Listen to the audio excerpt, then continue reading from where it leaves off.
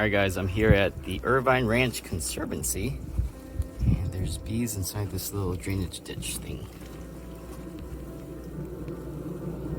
Say hi, girls. Let's see, it's gonna be a little tricky. We'll do flashlight. You see a little bit of their honeycomb. And this is kind of neat because you actually get to see what the bees do when they get smoked.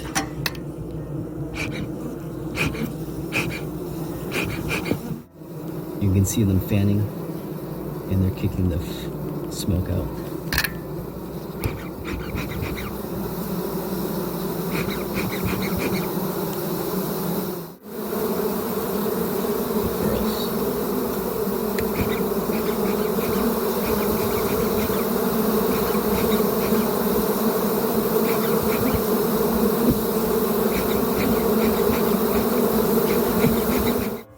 So here's the cone all set up. Yeah, you just saw some bees fly out. But basically they have freedom to fly out of this cone, which blocks off their original entryway. And so when they come back, they can't, and they cluster around the base of the cone. And then there's a box here that smells like a beehive. There's old honeycomb in there. Basically give them a place to stage and bring back the food that they're collecting. And fast forward a couple weeks, and the bees should find their way out of here and into the box.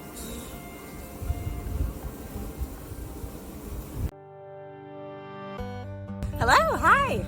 All right, tell us what you're doing. Yeah. So here at the Irvine Ranch Conservancy's native seed farm, what we do is we grow straight up wild California plants, almost like a captive breeding program, like the tigers in the zoo. So these plants never leave the farm, but what we do is we harvest their seeds, and then we get those ready.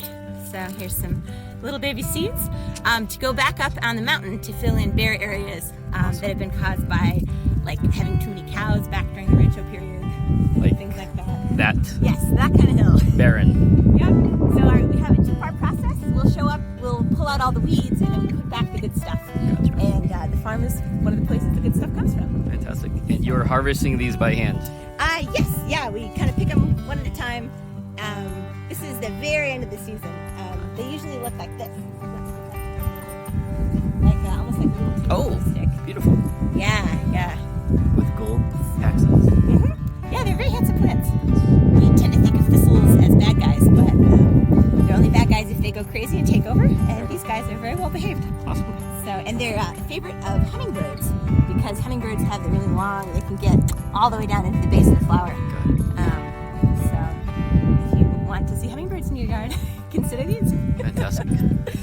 But we grow about 50 different species here, and in a good season, if the weather is nice, we can make more than 1,000 tons of seed. Wow. This year we had a fire burned up our irrigation system, and we couldn't plant as many new baby plants as we wanted, so we're behind schedule, but a lot of the plants that burned are growing back, and they'll be ready for next year. And so the areas these guys go to restore, we try to worry about the animals that need the most help. So we have some rare and endangered plants and animals on the wildland, and we target things that make them happy. But it's not like when you take care of pandas and you think pandas need bamboo for pandas. Well, pandas actually probably also like to have other plants around. Right. And if you plant everything that's in the forest, you'll get the pandas and everything else. So that's what we do. We'll take care of the rare animals, but along the way we're going to take care of all of the animals. So we call it landscape scale restoration. Got it. Thank you, Mrs. Rachel. Oh, of course. Appreciate having us. But we wouldn't have any seeds at all if it wasn't for pollinators. So, And obviously you to make sure that happens. Wow.